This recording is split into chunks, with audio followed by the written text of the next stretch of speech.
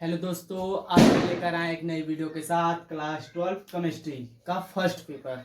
इसमें हम पढ़ाएंगे कोलराउस का नियम। एकदम सिंपल भाषा में पढ़ाएंगे, एकदम सरल शब्दों में है। चलो अच्छा देखते हैं कोलराउस का नियम होता क्या है। इस नियम के अनुसार इसे देखो, डबल इन्वर्टेड कॉमन में कर लेना। फिर इस नियम के अनुसार फिर कामा लगाना, आप सब नीचे कामा लगा के फिर डबल इन्वर्टेड कॉमन लिखना। किसी वैद्युत अपघट्ट की अनंत तनुतता पर चालकता उसके धन आयनों तथा ऋण आयनों के मोलर चालकताओं के बराबर होता, चालकताओं के योग के बराबर होता। किसके बराबर होता है? योग के बराबर होता है। दोनों धन आयन और ऋण आयन के दोनों के योग के बराबर होता है। फिर से देखते हैं, किसी वैद्युत अपघट्ट की अनंत तनुतता चालकताओं उसके धन आयनों तथा ऋण आयनों के मोलर चालकताओं के योग के बराबर होता है।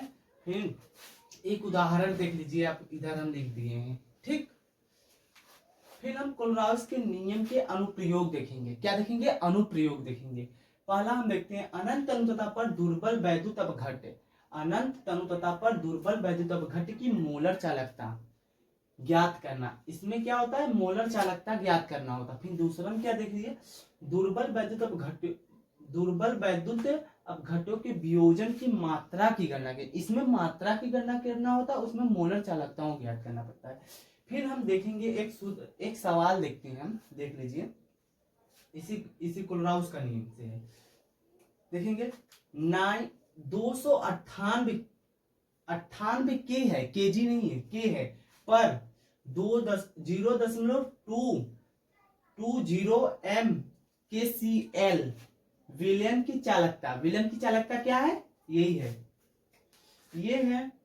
ये आपका मोलर है, मोलरता है। ये है चालकता, विलयन की चालकता 0.0248 एस सेंटीमीटर माइनस स्क्वायर एक, अरे घाते -1 है। इसकी क्या ज्ञात करना है? मोलर चालकता की परिकलन करना है। परिकलन ज्ञात करना हो या कीजिए, एक ही होगा।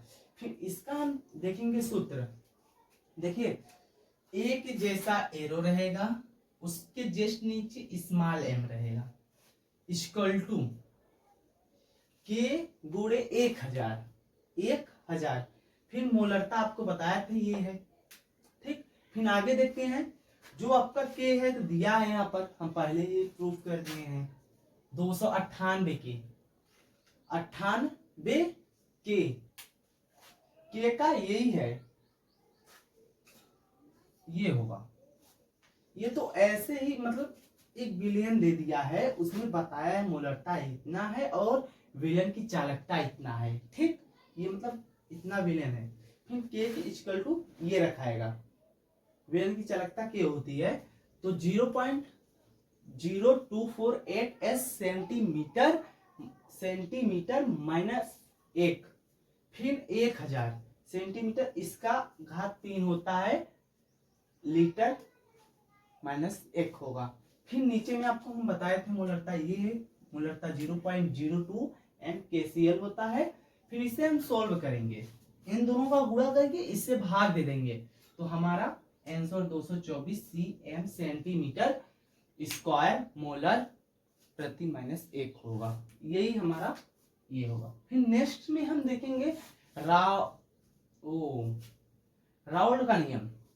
प्रथम नियम और द्वितीय नियम होता है। ये देखिए, आपका जो क्लोराउस का नियम है 2023 में पूछा गया क्वेश्चन है, 2023 में पूछा गया क्वेश्चन। ये आप सीरीज देखोगे ना तो 18 से पूछा गया है, लगातार 23 तक आया है, ठीक। 24 में भी पूछा है, ये 24 में पूछा है। अब न्यू सीरीज लोगे तो उसमें बताएगा 24 लिखा रहेगा, इसके आगे 24 भी लिखा रहेगा, ठीक। आई होप आप सबको ये तीनों टॉपिक और इसका एक सवाल न्यूमेरिकल आप सबको समझ दिया होगा। अगले फैराडे का वैद्युत अपघटन का प्रथम नियम एवं द्वितीय नियम देखेंगे। ये देखो, पेपर में बहुत बार पूछा गया क्वेश्चन है, ये आप जरूर पढ़िएगा और पेपर में आना ही आना है, ठीक। चलो हम देखते हैं प्रथम नियम क्या होता है। फैराडे का प्रथम नियम क्या होता है? इस वैद्युत अपघटन की प्रक्रिया में किसी इलेक्ट्रोड विशेष पर मुक्त पदार्थ का द्रव्यमान विलयन में प्रवाहित की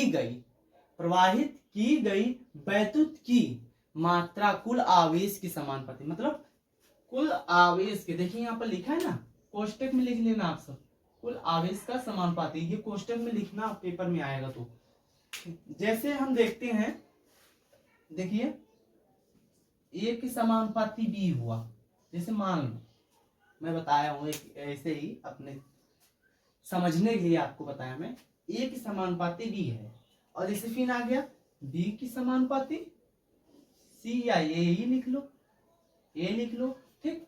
फिर हम देखेंगे फैराडे का वैद्युत अपघटन का द्वितीय नियम क्या होता है। द्वितीय नियम देखते हैं, चलो।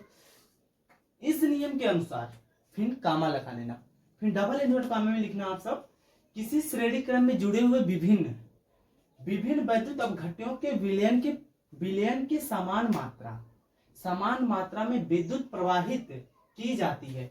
इलेक्ट्रोड पर मुक्त या एकत्रित पदार्थों की द्रव्यमान उनके तुल्यांकी भारों के समानुपाती होता है।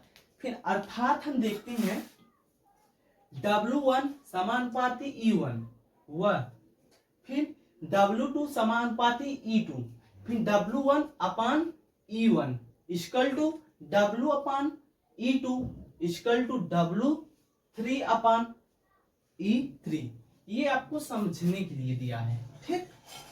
हाँ, ये आई होप आप सबको ये तीनों टॉपिक बहुत बढ़िया से समझ दिया होगा। अगर कोई भी डाउट हो इस टॉपिक में तो आप कमेंट जरूर कीजिएगा, और चैनल पे नए हो तो subscribe and like and share कीजिएगा, और चैनल पे बने रहिए, ऐसे ही नए वीडियो आपके पास आता रहेगा।